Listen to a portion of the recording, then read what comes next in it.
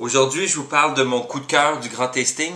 Donc, je sais pas si je vous l'ai déjà mentionné, dans le dernier mois et demi, là, de début décembre jusqu'à presque mi-janvier, il y a à peu près 80% des salons de dégustation que je fais dans l'année sur Paris qui sont sur cette période-là, sur un mois et demi. Donc, très intense, 2 à 3 par semaine, là, toutes les semaines, en plus d'être la grosse période au travail.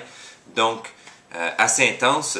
Entre autres, bon, je vous en ai parlé de quelques-uns que j'ai fait. Entre autres, je suis allé,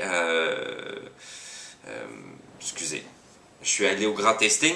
Donc les deux dernières, je vous ai parlé là, des deux que j'ai faites sur des péniches. J'étais au Salon des vignerons indépendants. J'ai fait un article sur le salon de l'UGM.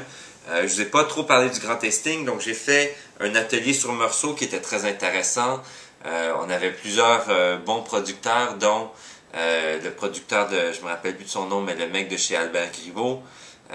On avait Arnaud Hante, qui est le producteur coup de cœur de Michel Béthane sur 2012. Il y avait Jean-Marc Rouleau et il y en avait deux autres là, dont les noms m'échappent. En tout cas, assez éducatif, instructif, des bons vins sur Meursault, évidemment. On a refait un peu l'historique de Meursault. C'était bien. Mais bon, j'ai pas eu beaucoup de temps à faire le reste du salon. J'étais assez occupé cette journée-là.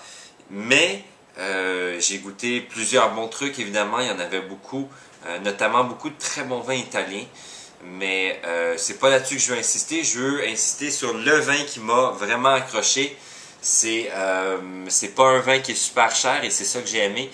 Donc, Domaine Richaud, donc Marcel Richaud, un producteur de Kéran, bien connu pour son approche bio, naturelle sur les vins.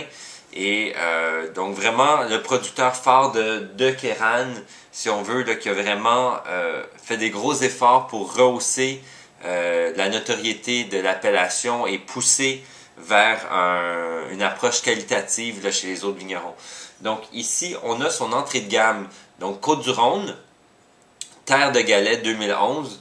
Je crois que c'est son vin le plus entrée de gamme, le moins cher. Ça se vend 9 euros, je pense, au domaine, si je ne me trompe pas. Moi, je l'ai payé 11 euros parce que bon, c'est un caviste à Paris. Donc, je l'ai ouvert hier. Hein. Elle avait été épaulée. Et puis, 24 heures plus tard, donc un petit peu d'aération. On a un assemblage de Grenache, Carignan, Syrah et un tout petit peu de Mourvèdre. Donc, il fait 2 Côtes-du-Rhône rouges, je pense, 2 Kéran, dont un parcellaire, là, c'est sa cuvée haut de gamme, et il fait un Rasto. J'ai tout adoré.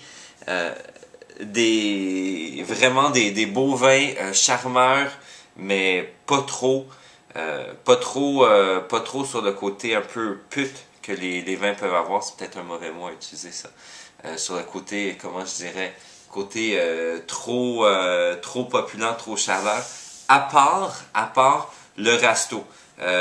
J'ai pas trippé sur le Rasto. Pour moi, c'était trop capiteux. C'était trop lourd. C'était trop riche. Tous les autres, par contre, j'ai trouvé une fraîcheur et j'ai trouvé des notes d'écorce d'orange qui pour moi, sur les vins rouges du Sud, là, comme ça, sont vraiment, généralement, c'est un bon signe d'un vin qui va me donner de la fraîcheur et qui va couper à travers de gros fruits riches. Mais bon, ceci étant dit, je trouvais ça excellent, pas cher, et en plus, c'est tout jeune, là, ça. Donc, on peut le boire maintenant, pas besoin de le garder. 2011. Voilà. Je me demande si... Donc, pas du tout de réduction quand je l'ai ouvert hier, à ma surprise. Non, je me demandais si ça avait pas commencé à s'oxyder, mais je pense pas. Donc, fruits rouges, fruits noirs, un peu compoté, mais pas trop confit, disons.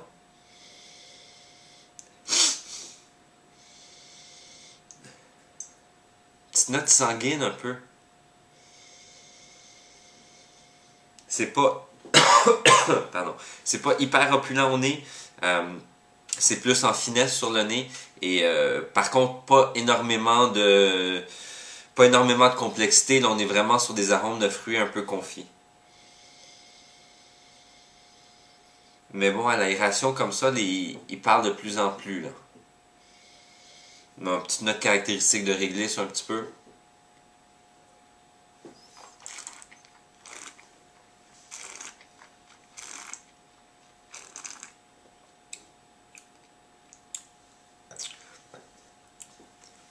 Donc en bouche, la texture est super lisse.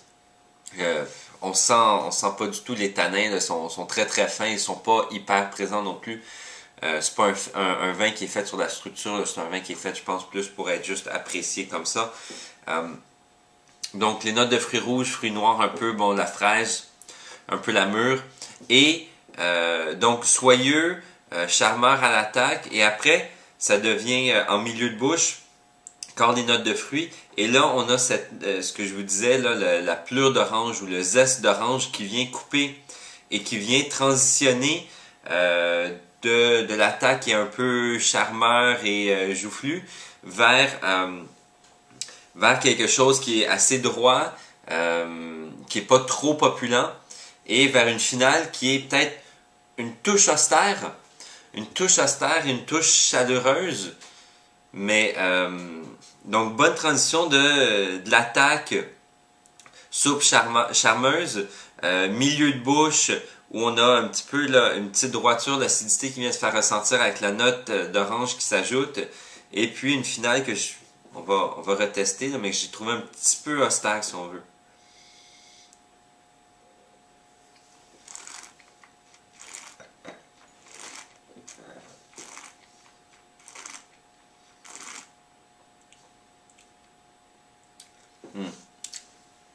Ça, c'est peut-être pas le bon mot.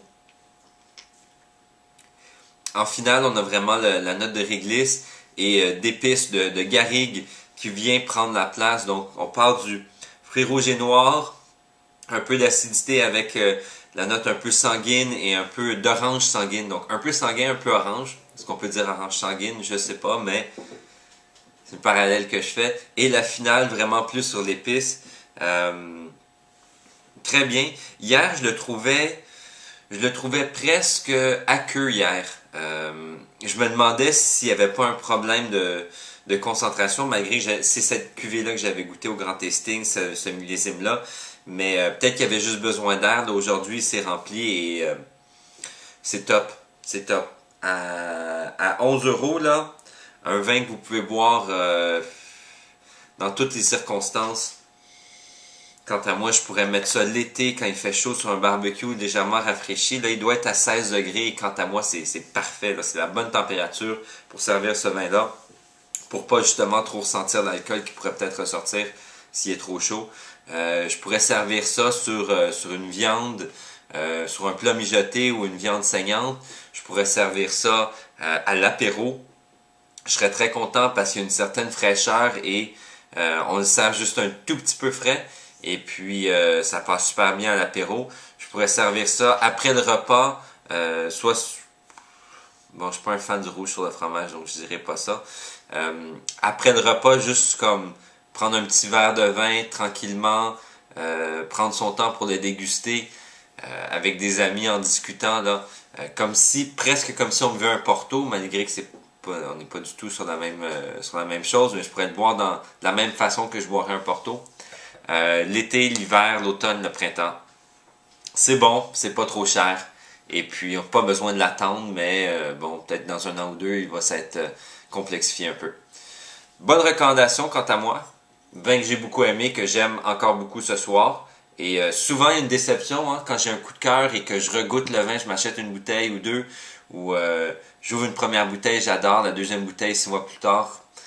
J'aime, mais pas tant que ça. Ici, pas du tout. Le vin a livré la marchandise. Fait que c'est ça. À bientôt.